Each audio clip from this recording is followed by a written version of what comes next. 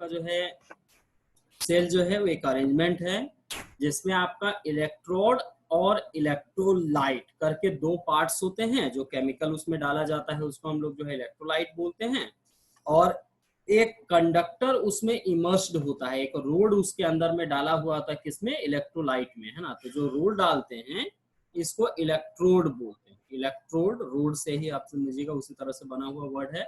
तो एक रोड उसके अंदर में डालते हैं जिसको इलेक्ट्रोड बोलते हैं, और जो उसका ईएमएफ होता है, मतलब उसका जो वोल्टेज होता है कि कितना वोल्ट वो आपका जो है प्रोड्यूस कर सकता है, उसको देखिएगा इस तरह से ई अक्षर से डिनोट करते हैं। दोनों चल रहा है ना, बड़ा ई भी आप देखिएगा आगे यूज होगा, छोटा ई जो स्मॉल ई होता है वो भी आपका यूज होगा, तो दोनों ही यहाँ पर आपका यूज हो सकता है।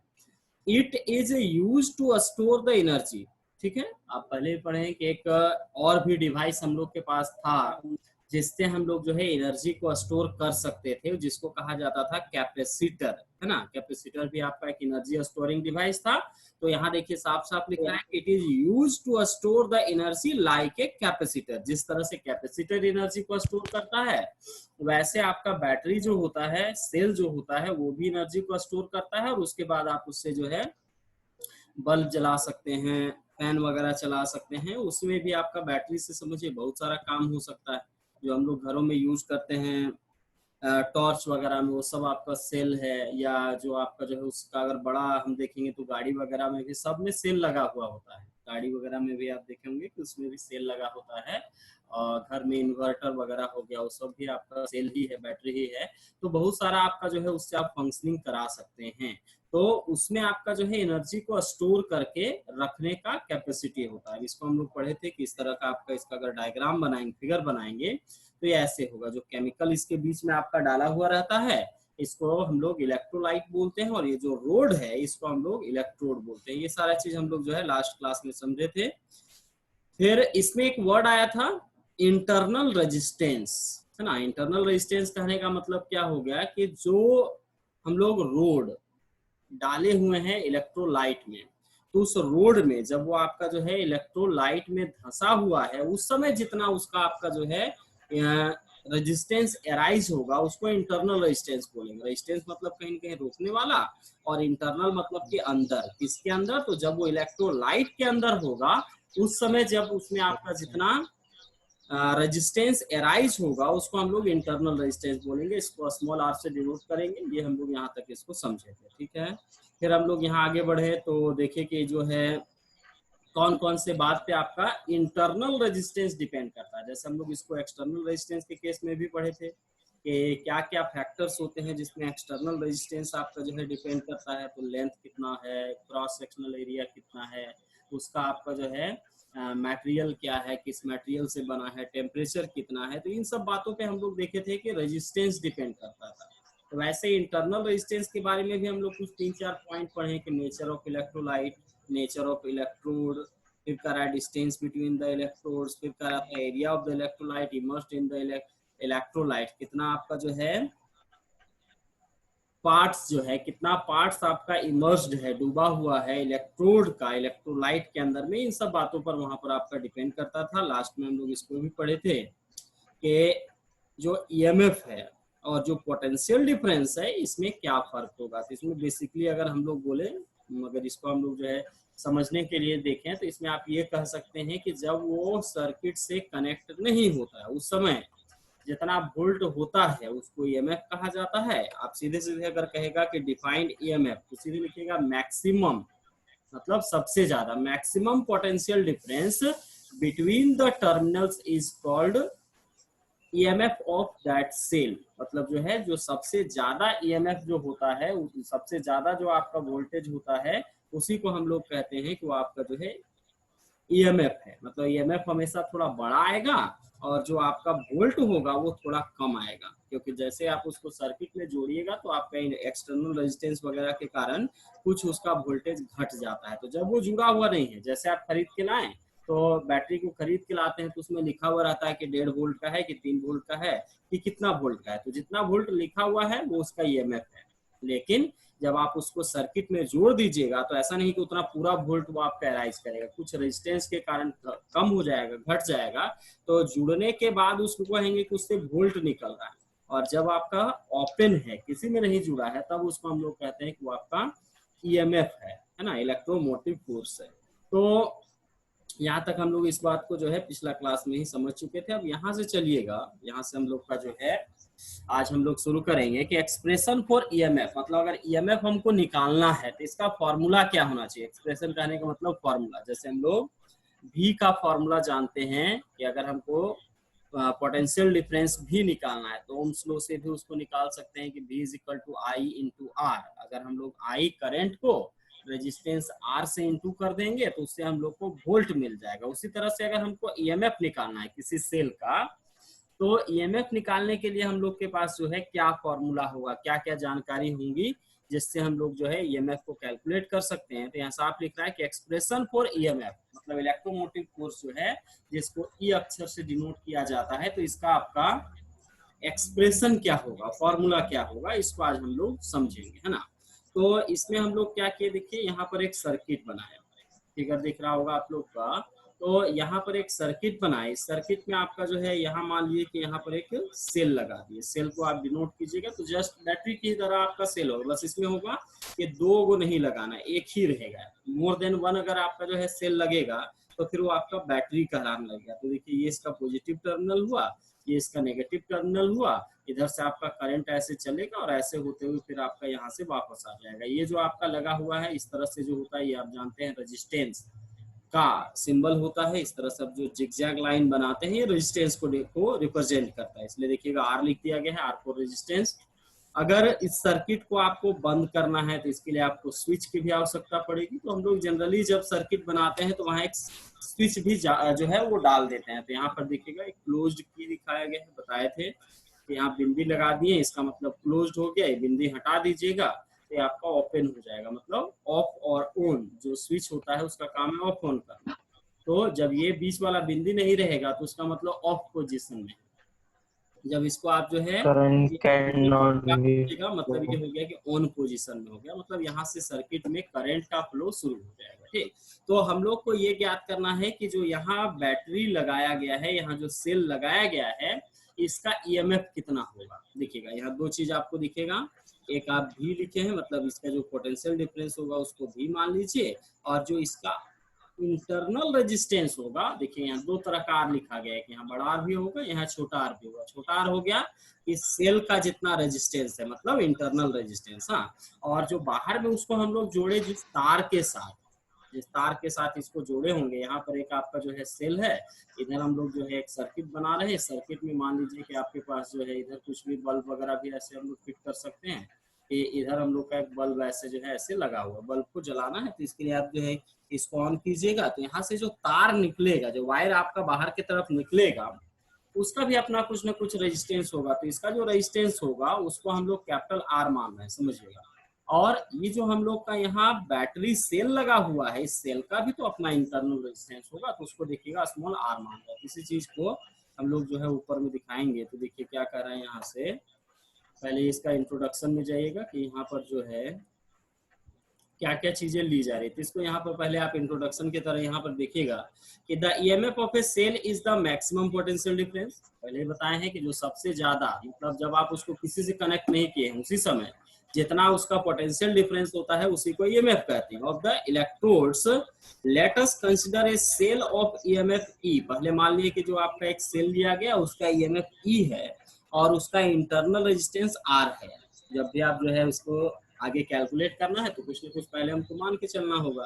तो हम लोग यहाँ मान के चल रहे हैं कि हम लोग के पास जो सर्किट है उस सर्किट में जो आपका सेल लगा है उसका अपना ईएमएफ ई है और उसका इंटरनल रेजिस्टेंस स्मॉल आर है, connected to resistance capital R. जो बाहर से तार लगाया गया उस बाहर वाले तार का भी अपना कुछ रेजिस्टेंस होगा, जिसको आप जो है रेजिस्टेंस भी बोल सकते हैं, एक्सटर्नल रेजिस्टेंस भी बोल सकते हैं। इसी को एक्सटर्नल रेजिस्टेंस भी बोलते हैं, या अगर कुछ नहीं कहा जा रहा है तो उसका अर्थ होता है कि वो आपका एक्सटर्नल रेजिस्टेंस है। केवल रेजिस्टेंस बोला मतलब एक्सटर्नल रेजिस्टेंस, और जब इंटरनल वर्ड उसमें साथ साथ जोड़ देगा कि इंटरनल रेजिस्टेंस, तब उसका मतलब हो गया कि वो इंटरनल रेजिस्टेंस है ना। क्योंकि पहले आपका एक्सटर्नल वर्ड हम लोग नहीं जोड़ते थे कैपिटल आर के साथ, लेकिन यहाँ पर थोड़ा सा आप समझ सकते हैं कि जब एक इंटरनल रेजिस्टेंस होगा तो दूसरा जो होगा उसको एक्सटर्नल रेजिस्टेंस बोलना पड़ेगा। तो एक्सटर्नल रेजिस्टेंस ना बोल के केवल रेजिस्टेंस भी बोलेंगे तो चलेगा। एज साउंड इन फिगर, तो फिगर हम पहले ही समझा दिए थे कि यहाँ पर आपका जो है बड़ा आर भी लिया गया है, एक छोटा आर भी लिया गया है, एक की लिया गया। इधर जिस भी चीज को आपको इसके साथ जोड़ना होगा, जिस चीज को चलाना होगा, उसको आप इधर सर्किट में जोड़ देते तो वो भी आपका जो है यहाँ दिखा सकते थे। आगे देखिएगा कि when a key is close, अब सोचिए कि मान लीजिए कि जैसे इस क्लोज, ये जो की है इसको क्लोज करेंगे, मतलब स्विच को ऑन करेंगे, तो स्विच को ऑन करने के साथ क्या होगा, वहां पर आपका करंट का फ्लो जो है वो स्टार्ट हो जाएगा। करंट का फ्लो जो है वहां से आपका जो है करना शुरू हो जाएगा। उसी चीज को लिखा जा रहा है कि when a key is closed the current flow through the circuit, जो सर्किट है उससे करंट का फ्लो चालू हो जाएगा। And the total resistance become R plus R. अब इस टोटल सर्किट को देखिए, टोटल सर्किट में दो तरह का रेजिस्टेंस है, एक आपका जो है इंटरनल रेजिस्टेंस है और एक आपका एक्सटर्नल रेजिस्टेंस है। तो इंटरनल रेजिस्टेंस को हम लोग आर से डिनोट कर रहे हैं और जो आपका एक्सटर्नल रेजिस्टेंस है, छोटा आर बड़ा आर, इस तरह से आपको जो इसको डिनोट करना है। तो पूरा सर्किट में रेजिस्टेंस कितना हो गया भाई, तो टोटल अगर हम लोग सर्किट का रेजिस्टेंस निकालेंगे तो स्मॉल आर कैपिटल आर दोनों को जोड़ देना पड़ेगा। ये हो गया इंटरनल रेजिस्टेंस छोटा वाला आर, और जो बड़ा वाला आर हो गया एक्सटर्नल रेजिस्टेंस में। सर बोलिए बोलिए। सर ये जो सर्किट में इंटरनल रेजिस्टेंस कैसे वर्क करेगा?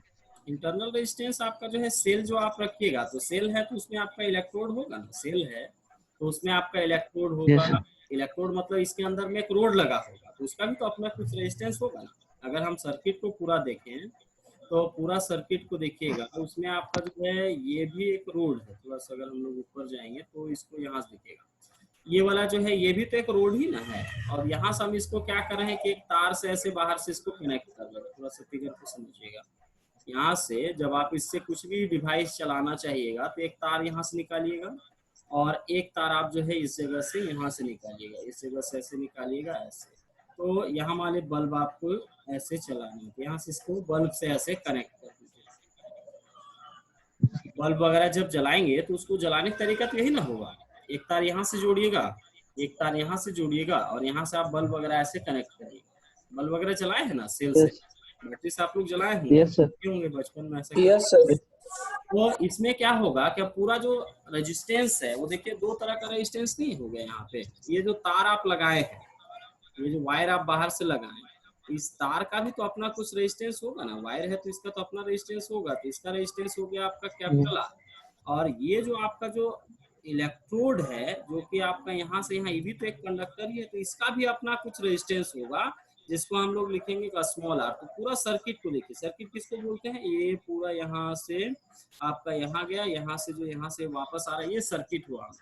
इस सर्किट में टोटल रेजिस्टेंस कितना होगा, बाहर में इधर की तरफ आपका रेजिस्टेंस कैपिटल आर है और ये वाला जो तार है इसका रेजिस्टेंस स्मॉल आर है। तो टोटल रेजिस्टेंस कितना हो जाएगा, capital R plus small R होगा ना।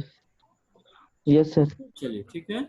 इसके बाद देखिएगा कि अब हम लोग को ई तक पहुंचना है। हम लोग को जो है देख रहे थे कि हम लोग एक्सप्रेशन जो निकालना चाह रहे हैं वो ई का निकालना चाह रहे थे। तो इसके लिए क्या करना होगा, हम लोग टोटल रेजिस्टेंस तक निकाल लिए कि टोटल रेजिस्टेंस जो होगा वो हो जाएगा आपका आर प्लस आर। ठीक है, अब हम लोग को सबको पता है ओम्स लॉ क्या कहता है। तो now using Ohm's law V is equal to I R होता है ना। मतलब यस सर। सर्किट के लिए चलते तो ओम्स लॉ में अगर जाते तो V is equal to I R होता है, सबको पता होगा, नया चीज नहीं है। तो यहाँ क्या होगा, उसमें थोड़ा सा परिवर्तन हो जाएगा। यहाँ जो आपका आर था इसका मतलब रेजिस्टेंस था, तो रेजिस्टेंस मतलब टोटल रेजिस्टेंस। तो पूरा सर्किट का रेजिस्टेंस कितना हो गया, capital R plus small R, इसलिए जो आर था उसके बदले आर प्लस आर हो गया। अब यहाँ से मान लीजिए आप करंट आई निकाल लेते हैं, तो आई निकालते तो V by R plus R हो जाता है। सिंपल से कैलकुलेशन, इधर आपका इनटू था जाएगा तो डिवाइड होगा, यही ना। Yes sir. अब यहाँ से क्या यस सर। कि now in the circuit containing cell, अगर हम लोग का जो है सर्किट जो लगा हुआ है अगर उसमें सेल है, तो सेल लगा हुआ है तो उसमें हम लोग का जो V होगा, V कहने का मतलब जो पोटेंशियल डिफरेंस V होगा, उसके बदले हम लोग को E वर्ड यूज करना पड़ेगा, क्योंकि जो सेल है उसका पोटेंशियल डिफरेंस कितना होता है, तो सेल का पोटेंशियल डिफरेंस को ही EMF बोलते हैं, है ना। तो EMF को E अक्षर से डिनोट करते हैं। तो बस यहाँ क्या करना है कि जहाँ V लिखा हुआ था, V हो गया कि कोई भी सर्किट के लिए सेल नहीं लगा है, आप उसको जो है इलेक्ट्रिसिटी से जो घरों में जो बिजली आता है उसमें अगर आप जोड़ दिए तो उसके लिए भी यूज करेंगे। और अगर वो सेल है तो सेल में जो वर्ड यूज होता है वो भी नहीं यूज करते, उसके बदले ई यूज करते हैं। थोड़ा सा समझिएगा। अब यहाँ जो है छोटा ई यूज किया गया है, उससे पहले हम लोग बड़ा ई जो है यूज कर रहे थे, तो इसको थोड़ा ध्यान रखिएगा, दोनों यूज कर सकते हैं ना। ईएमएफ के लिए बड़ा ई भी यूज करते हैं, छोटा ई भी यूज करते हैं। तो मान लीजिए कि यहाँ छोटा ई यूज किया जा रहा है, उससे कोई दिक्कत नहीं। बाकी यहाँ कैलकुलेशन है, देखिएगा आई को आर से इंटू किए तो आई आर हो गया, आई को आर से फिर ये छोटा वाला से इंटू करेंगे तो आई आर हो जाएगा। तो ई इज इक्वल टू हो जाएगा आपका I R plus I R. देखिए ई का मतलब हो गया आपका, इधर से जो आपका था ई का मतलब हो गया कि ईएमएफ ऑफ द सेल। ये किस पर आपका डिपेंड कर रहा है, तो कैपिटल आई कैपिटल आर, और ये हो गया आपका आई आर। तो ये जो आपका आई आर था, देखिए यहाँ से ओम्स लॉ के आधार पर अगर आई और कैपिटल आर को केवल लिखेंगे तो इसको हम भी लिख सकते हैं। भी कहने का मतलब पोटेंशियल डिफरेंस। जो तार हम लोग लिए हैं उसका अगर पोटेंशियल डिफरेंस हम लोग देखते तो यहाँ से मिलाइए ना, देखिए v is equal to I R होता है, सबको पता है। तो जहां पर आई आर था तो उसको हम लोग फिर से भी लिख सकते हैं। यहाँ से जो ये वाला आई आर था, तो इस आई आर को तो फिर भी हम लोग लिख ही सकते हैं ना। तो आई आर को अगर भी लिख दिया जाए तो फॉर्मूला हो गया ई इज इक्वल टू भी प्लस आई आर। इसका अर्थ क्या हुआ अब इसको समझिए। भी मतलब हो गया पोटेंशियल डिफरेंस, ई का मतलब हो गया ईएमएफ। अब देखिए पोटेंशियल डिफरेंस में जब हम कुछ जोड़ रहे हैं, आई आर कहने का मतलब हो गया कि कुछ, इसको मान लीजिए कि समथिंग, अगर मैथमेटिक्स के हिसाब से समझें तो भी के तरफ जब कुछ जोड़ा जा रहा है तब वो ई के बराबर हो पा रहा है। इसका अर्थ क्या हुआ कि ई जो है वो एक बड़ा क्वांटिटी है और भी जो है वो आपका छोटा क्वांटिटी है, क्योंकि जब हम लोग इसमें कुछ जोड़ रहे हैं तब वो ई के बराबर हो पा रहा है। इसका अर्थ क्या हुआ कि जब आप एक सेल को सर्किट में कनेक्ट कर देते हैं तो सर्किट में कनेक्ट करने के बाद जो आपका वोल्टेज मिलता है उसको हम लोग बोलते हैं भी, ठीक।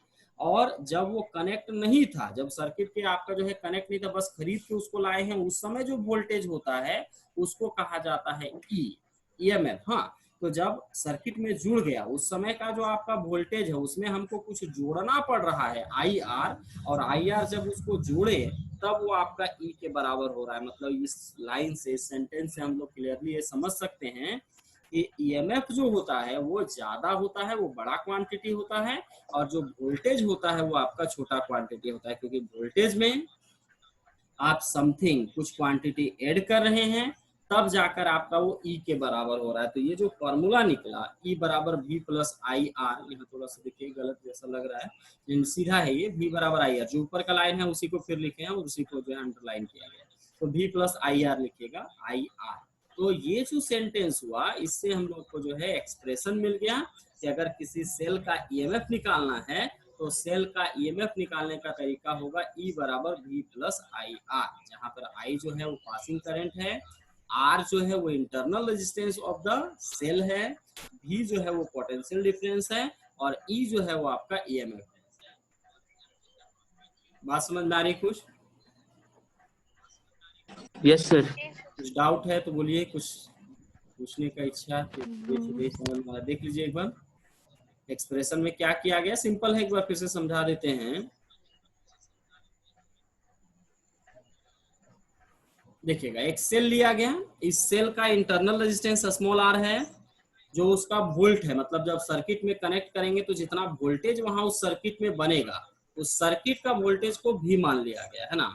अपना जो इसका वोल्टेज होगा उसको ई माने हैं, और सर्किट में कनेक्ट होने के बाद जितना वोल्टेज वो हम लोग को दे रहा है वो आपका भी हो जाएगा, ठीक। तो यहाँ से पहले इंट्रोडक्शन वगैरह कर दे रहा है, सर्किट है, इंटरनल रेजिस्टेंस आर है, एक्सटर्नल रेजिस्टेंस कैपिटल आर है, ऐसे करके लिख दीजिए। उसके बाद की है, ये सब चीज बताने के बाद यहाँ सर्किट में चले जाइए। सर्किट में अगर हम टोटल रेजिस्टेंस देखते तो आर प्लस आर होता। ओम्स लॉ को यूज किए तो हम लोग जानते हैं कि अगर केवल बाहर के जो आपका इंटरनल रेजिस्टेंस उसको छोड़कर अगर वोल्टेज निकालते तो V is equal to I R होता है। अब अगर हम लोग इस सर्किट में देखें तो यहाँ जो R था उसके बदले R प्लस आर हो जाएगा, क्योंकि टोटल रेजिस्टेंस जो था वो आपका R प्लस आर हुआ था। फिर यहाँ से हम लोग I निकाल लिए तो V बटा आर प्लस आर हो गया। अब यहाँ से कह रहा था कि अगर कोई भी आपका जो है सर्किट है जिसमें आपका सेल लगा है, इस चीज को समझ लीजिएगा, आगे भी हम लोग इस चीज को करेंगे कि जहां जहां पर हम लोग भी लिखे थे उसके बदले ई लिखते जाएंगे। दोनों में कोई फर्क नहीं है, दोनों आपका जो है वोल्ट में ही मापते हैं, दोनों पोटेंशियल डिफरेंस ही है। लेकिन ई को क्या कहा जाता है, मैक्सिमम पोटेंशियल डिफरेंस, लेकिन है तो पोटेंशियल डिफरेंस। इसको भी आप यहाँ पर यूज कर सकते हैं। जब आप यहाँ पर R प्लस आर लिख रहे हैं, मतलब टोटल रेजिस्टेंस ले रहे हैं, तो आपको जो ईएमएफ होगा वो भी टोटल लेना पड़ेगा। तो टोटल ईएमएफ जो होता है वो आपको टोटल जो वोल्टेज होता है वो आपका हो गया ई, टोटल रेजिस्टेंस हो गया R प्लस आर। तो अगर हम लोग यहाँ से केवल भी लिख रहे हैं तो भी लिखने का मतलब हो गया कि आपका जो है केवल बाहर का आपका वोल्टेज लेना है। तो जब यहाँ भी होगा तब नीचे केवल आर होगा, और जब हम लोग का ई होगा मतलब कि जब आप जो है पूरा जो है टोटल वाला आपका जो है ईएमएफ ले रहे हैं तो टोटल रेजिस्टेंस भी लेना होगा, तो नीचे आर प्लस आर आ जाएगा। उसके बाद इसका कैलकुलेशन है, क्रॉस इनटू किया गया तो ई बराबर I R plus I R हो गया।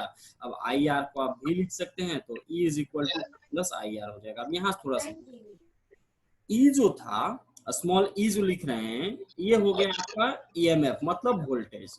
ये जो भी लिख रहे हैं वो तो वोल्टेज है ही, पोटेंशियल डिफरेंस। लेकिन यहां से देखिएगा जो ये आई आर है ना, ये भी आपका ईएमएफ ही है, ये भी आपका एक वोल्टेज ही है। समझिएगा, वोल्टेज में जब वोल्टेज जोड़ेंगे तब ना वोल्टेज आएगा। क्या कर रहे हैं समझिए, ही जो है इसको कैसे मापिएगा, वोल्ट में, 10 वोल्ट 20 वोल्ट। ई जो है इसको कैसे मापिएगा, ये भी वोल्ट में ही मापा जाएगा, 15 वोल्ट 20 वोल्ट। तो अब यहाँ से जो ये आई आर हुआ इसको भी आप भी कह सकते हैं। क्यों, क्योंकि जब आप करंट को, यहाँ से इस लाइन को देखिएगा, जो इधर जो रफ में लिखा हुआ है इसको देखिए, करंट को जैसे ही हम लोग रेजिस्टेंस से इनटू करते हैं, ये देखिएगा ये वाला आई जो है वो आपका करंट है, आर जो है वो रेजिस्टेंस है।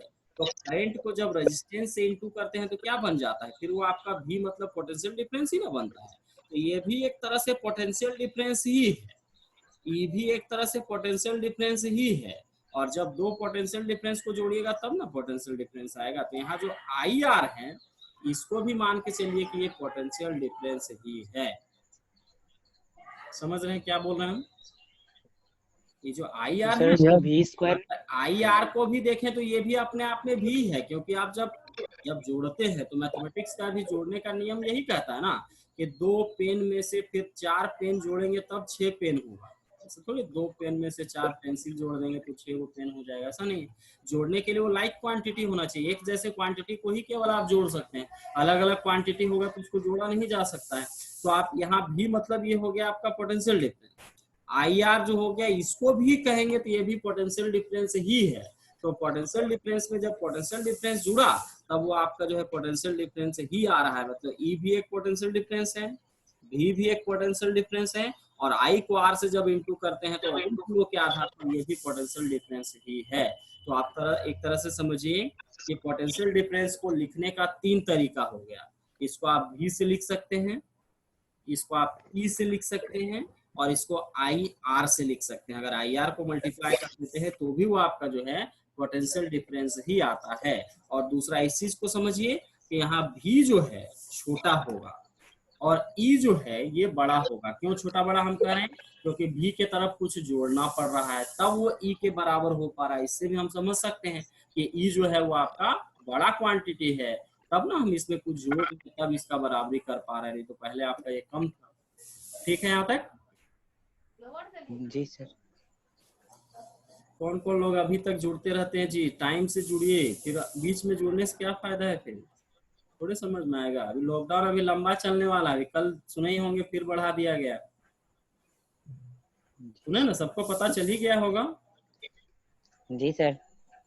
Yes sir. अभी 4 तक पहुंचा है, अभी कहाँ तक पहुंचेगा इसका कोई गारंटी नहीं है। अभी तो बढ़ते जा रहा है, अभी केस और बढ़ रहा है, घटेगा तब कुछ हो सकता है। जो रामगढ़ भी जो था आपका ग्रीन जोन, अब वो आपका ऑरेंज जोन में चला गया। यहाँ भी कल 2 गो आपका जो है महाशय लोग आ चुके हैं, वो लोग जितना लोग से मिला होगा फिर उस सब में आपका जो है फैलाया होगा। इसीलिए जो है थोड़ा सा टाइम से जुड़िए, सीरियसली लीजिए इसको। अभी जो है यही उपाय है, और कोई उपाय ही नहीं अभी जैसा दिख रहा है। 6:30 बजे बहुत ज्यादा टाइम है, विद्यार्थी को 4 बजे तक उठ जाना चाहिए, 4 बजे 5 बजे तक। 6:30 बजे तक ज्वाइन नहीं कर पा रहे, मतलब समझ रहे हैं। चलिए ठीक है, आगे से ध्यान रखिएगा, हाँ थोड़ा टाइम से जुड़िए।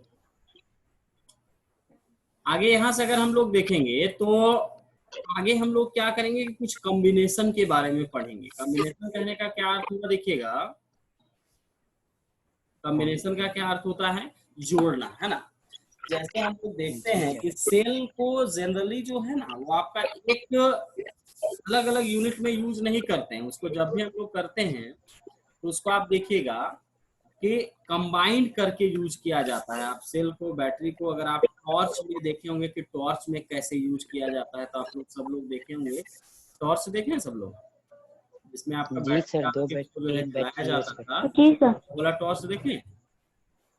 जी तो वो इस टाइप का आपका जो है एक सिलिंड्रिकल इस टाइप से होता है, और इसमें हम लोग जो है यहाँ पर बैटरी डालते हैं। यहाँ पर आपका जो है एक बैटरी यहाँ पर डाल दिए, फिर इसके बाद यहाँ पर आपका जो है ऐसे हम लोग जो है दूसरा डाल दिए, ऐसे तीसरा डाल दिया, ऐसे करके उसको कनेक्ट किया जाता है। और फिर यहाँ से आपका बल्ब वगैरह जो होता है, जो भी उससे कनेक्ट किया गया वो आपका उससे जलता है।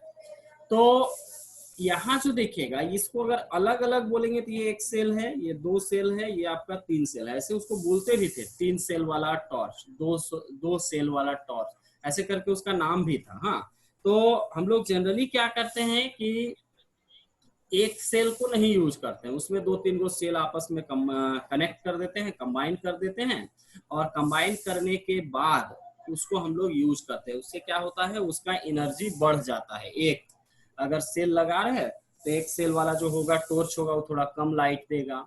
2 सेल अगर लगा दिए तो उससे थोड़ा सा ज्यादा लाइट देगा, है ना। अगर 3-4 सेल लगा दिए तो उससे आपका जो है और ज्यादा आपका जो है लाइट देगा। तो लाइट को बढ़ाने के लिए, एनर्जी को बढ़ाने के लिए हम लोग क्या करते हैं, सेल को कंबाइंड कर देते हैं, है ना।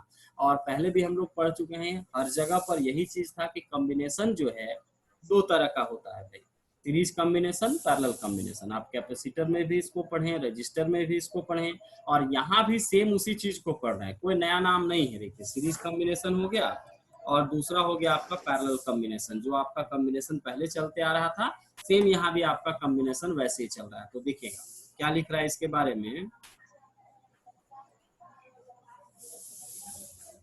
एक एक करके दोनों को समझते हैं। सीरीज कॉम्बिनेशन, मान लीजिए कि सीरीज कॉम्बिनेशन में जोड़ना है तो 2 गो सेल होगा, और उस दोनों सेल का अलग अलग ईएमएफ होगा। दोनों मान लीजिए अलग अलग वोल्ट का है। जब आप बाजार से खरीद के लाए तो एक सेल जो खरीदे वो मान लीजिए आपका जो है 2 वोल्ट वाला है, और जो दूसरा सेल खरीद के लाए मान लीजिए 3 वोल्ट का है।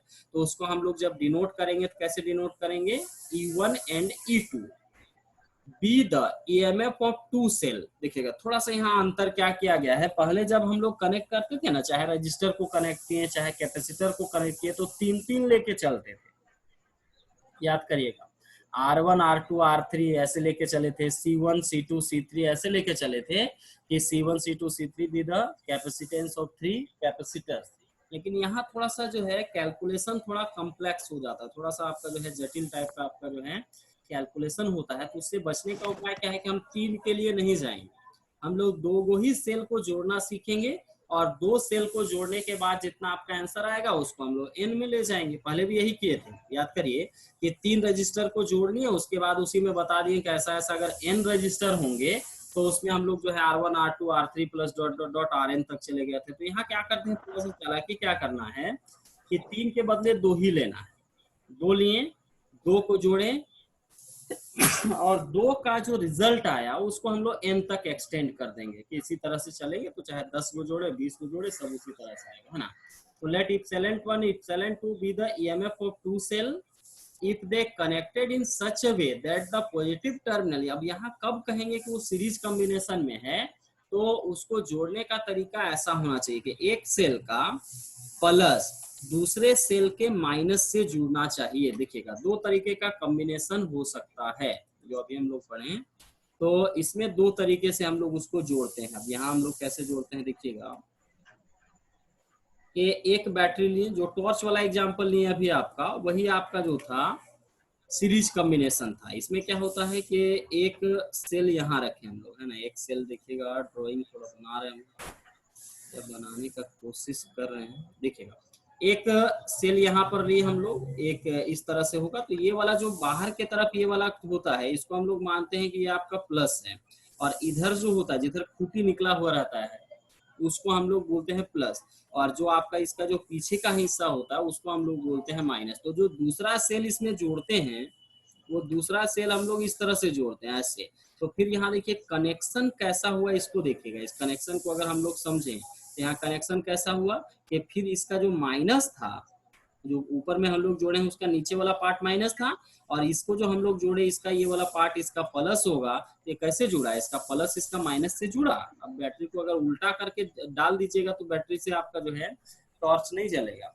इसको कभी देखिएगा उल्टा जोड़ दीजिए, उल्टा जोड़ने के बाद वहां पर आपका जो है वो नहीं जलेगा, है ना। तो इसमें हम लोग क्या करते हैं कि यही वाला जो कॉम्बिनेशन हुआ इसको हम लोग कहेंगे कि ये कॉम्बिनेशन कैसा है, तो ये आपका सीरीज कॉम्बिनेशन हो गया, जिसमें एक सेल के माइनस से दूसरे सेल का प्लस जुड़ता है। समझ आ गया। जी सर। और दूसरा क्या होता है कि एक जो है वायर हम लोग इसका माइनस से निकालेंगे, एक वायर इसका माइनस से निकालेंगे, और एक वायर इसका प्लस से निकालेंगे, और एक वायर इसका प्लस से निकालेंगे। प्लस वाला को आपस में जोड़ देंगे, दोनों माइनस को आपस में जोड़ देंगे, और फिर इसको जोड़ने के बाद यहाँ इसको बल्ब वगैरह से ऐसे जोड़ देंगे। तो ये वाला जो कॉम्बिनेशन होगा इसको हम लोग कहेंगे पैरेलल कॉम्बिनेशन। पैरेलल कॉम्बिनेशन में क्या होता है, जितने सेल हैं सबका प्लस को जोड़ी। जैसे यहाँ से आप समझ सकते हैं एक प्लस वाला तार को निकाले, यहाँ से भी प्लस वाला तार को निकाले और दोनों को आपस में जोड़ दिए, और आपस में जोड़ के फिर एक तार बाहर निकाले, और जो इसका माइनस था वहां से एक तार निकला, इसका भी माइनस से एक तार निकला, और दोनों जुड़ गया, फिर आपका जो है ऐसे निकल गया। तो इस तरह का जो कॉम्बिनेशन होता है उसको बोलते हैं पैरेलल कॉम्बिनेशन, जिसमें सबका प्लस एक तरफ और सबका माइनस एक तरफ जुड़े। हाँ, और जब वो आपका सीरीज कॉम्बिनेशन में होगा तो प्लस माइनस होगा। ठीक है, बात समझ गए। जी सर। ऐसे समझ पा रहे हैं कुछ। जी सर। Yes sir. ठीक है, जी सर। एक बार है लेस देन 1 मिनट कह रहा है तो हम लोग को रिकनेक्ट होना होगा। एक बार जो है